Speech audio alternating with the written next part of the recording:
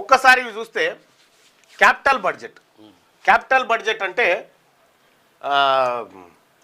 ఏది పెట్టుబడి కొత్తగా ప్రాజెక్టులు కట్టేటువంటి బడ్జెట్ ఎవరి చేతిలో ఎంత ఉంది?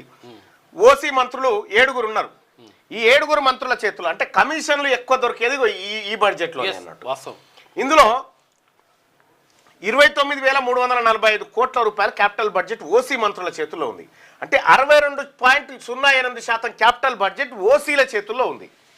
చూసుకోరిగా ఎస్సీ మంత్రుల చేతుల్లో 4 ఉన్నారు. ఎస్సీ మంత్రులు 10,707 కోట్ల రూపాయలు వాళ్ళ క్యాపిటల్ బడ్జెట్ ఉంది. 22.65% వాళ్ళు కంట్రోల్ చేసే శక్తి ఉంది వాళ్ళకు.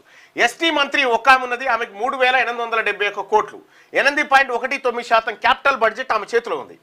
ఇక బీసీ మంత్రుల ముగ్గురు మంత్రులు ఉంటారు. 2,940 కోట్లు వీళ్ళు క్యాపిటల్ బడ్జెట్. ఏమైనా 10వ పరకో మిగిలేటువంటిది వీళ్ళ కాడ ఎట్లుంది, వీళ్ళది ఎట్లుంది చూడండి. ఇక మైనార్టీ మంత్రికి సంబంధించింది అయితే 325 కోట్లే. ఇతర చిన్న పదులు 79 కోట్లు ఉన్నాయి. మొత్తం క్యాపిటల్ బడ్జెట్ 16 మంది మంత్రులు ఉంటే అందులో వారి శాఖలకు సంబంధించి 47,267 కోట్ల రూపాయలు క్యాపిటల్ బడ్జెట్ ఉంది. ఇక గిన్నెనే అన్నట్టు వీళ్ళు దులుపుకునేది. 6 రూపాయలు మన చేతులు ఉన్నాయి. 106 రూపాయలేమో బీసీల చేతిలో, 100కి 60% మంది ఉన్నటువంటి బీసీల చేతుల్లో 6 రూపాయలు పెట్టిరు. ముగ్గురు చేతులు అది మళ్ళా 100కి 6% లేనటువంటి ఓసీల చేతుల్లో 62% పెట్టుకోరు. ఇట్లా ఇగో ఇది బడ్జెట్ మాయాజాలం అంతే. ఇంకా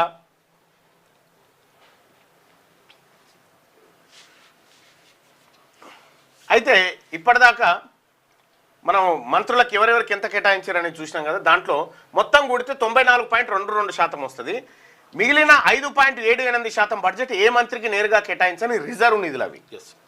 మొత్తం బడ్జెట్లో అత్యధికంగా 27.46% నిధులు ఉప ముఖ్యమంత్రి మల్లు భట్టి విక్రమార్క చేతిలో ఉన్నాయి. ప్రభుత్వ అప్పులు, చెల్లింపులు, వడ్డీలు, రిటైర్ ఉద్యోగుల పెన్షన్లు అన్ని ఆర్థిక శాఖ ద్వారా చెల్లిస్తారు కాబట్టి ఈ పద్దు అత్యధికంగా ఉంటుంది. ఆ తర్వాత ముఖ్యమంత్రి రేవంత్ రెడ్డి చేతిలో 15.27% మరియు సీతక్క చేతిలో 11.34% బడ్జెట్ నిర్వహణ ఉంటుంది. ఇక మరి మంత్రివర్గంలో బీసీలు జనాభా 62% ఉంటుంది.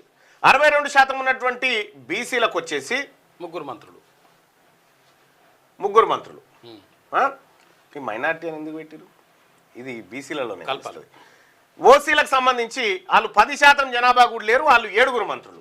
ఎస్సీలు 18% ఉంటే 4 మంత్రులు, ఎస్టీలు 10% ఉంటే 1 మంత్రి. ఎస్సీ ఎస్టీలకు అంతో ఇంతో దక్కింది. ఓకే, ఎస్సీలకు కొద్దిగా ఎక్కువే దక్కింది. ఇక బీసీలకు సంబంధించి వీళ్ళు ఎంతమంది మంత్రులు ఉండాలి? ఎరికేనా? దాదాపు 9 మంది మంత్రులు ఉండాలి. 9 మంది మంత్రులు ఉండాల్సిన బీసీలు 3 ఉన్నారు.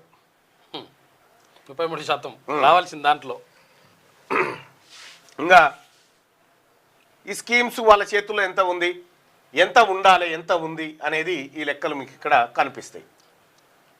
ఇక జనాభా శాతం వర్సెస్ క్యాపిటల్ బడ్జెట్ ఎట్లా ఇంత ఉంది, ఇంత ఉండాలనేటువంటిది ఓ లెక్క. ఇవన్నీ మీకు కొద్దిగా అది బుర్రకరమైన క్లియర్గా చెప్పుకుంటూ పోవాలి. అది చాలా జాగ్రత్త. ఎస్టాబ్లిష్మెంట్ బడ్జెట్ ఎంత? అత్యంత కనిష్టం 2% మాత్రమే వ్యత్యాసం. ఏది 62% ఉన్న జనాభాకు గణనీయమైన వాటా ఓసీలకు దక్కింది. ఇట్లా ఈ బడ్జెట్ లెక్కలు. అయితే ఇక బీసీ సంక్షేమానికి ఎంత కేటాయించిరాయా అంటే 3,24,234 కోట్ల రూపాయలు, 3,24,234 కోట్లు కేటాయిస్తే దాంట్లో బీసీ సంక్షేమానికి కేటాయించింది 12,511 కోట్లు, కేవలం 3.85%. 4% కూడా కాదు. బీసీలకు 4% కూడా బిచ్చమేయలే. 62% జనాభా. ఓ దిక్కు బీసీలకు సప్లాన్ కావాలని కొట్లాడుతూ ఉన్నాము, ఓ దిక్కు మా నిధులన్నీ దొంగతనంగా ఆగమవుతున్నాయని కొట్లాడుతూ ఉన్నాము. ఈ కేటాయించారు కదా, ఇంకా ఇది చూసిరు కదా. సప్లాన్ ఎందుకు కావాలంటే దీనికి ఇప్పుడు కేటాయించినది కూడా ఖర్చు. పోయినసారి ఏమైంది, నేను మొన్న అసెంబ్లీలో పొన్నం ప్రభాకర్ గౌడ్ గారిని ప్రశ్న అడిగిన. అయ్యా ఇప్పుడు 10 నెలలు గడిచిపోయింది కదా, 11,405 కోట్లు మాకు బడ్జెట్లో పెట్టి ఎంత ఖర్చు చేసిరా అంటే 2,500 కోట్లు కూడా ఖర్చు చేయలే. ఇప్పుడు ఇది కూడా ఖర్చు చేయరు, కేవలం అంకెలు మాత్రమే మనకు చూపిస్తారు.